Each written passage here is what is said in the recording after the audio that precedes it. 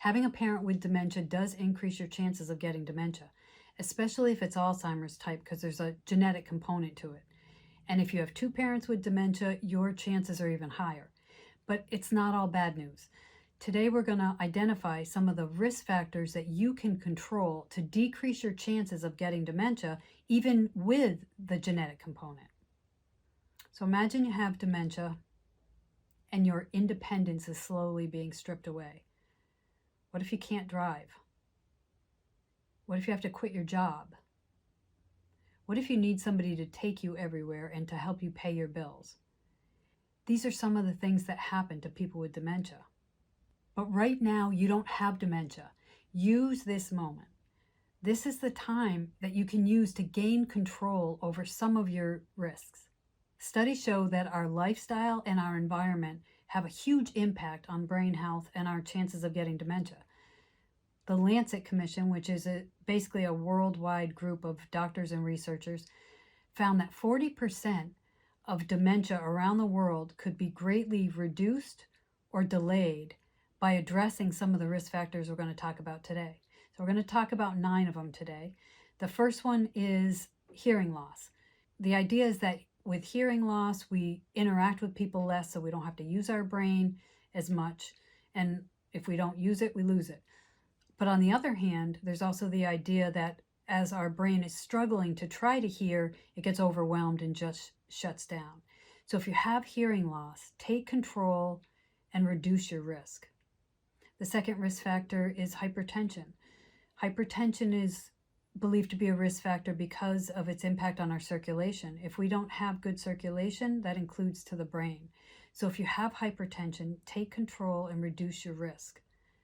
The third risk factor is diabetes. Diabetes is another one that affects our circulation. So if you have diabetes, take control and reduce your risk.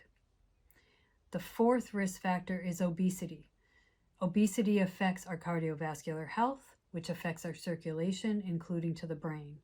So if you have obesity, take control and reduce your risk. The fifth risk factor is depression.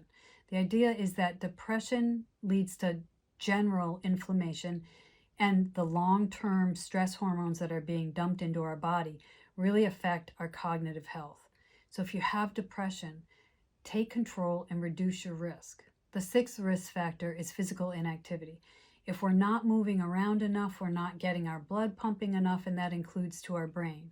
So if you find yourself being a couch potato, take control and reduce your risk. The seventh risk factor is smoking. Smoking is another one that greatly impacts our circulation. So if you smoke, take control and reduce the risk. The eighth risk factor is social isolation.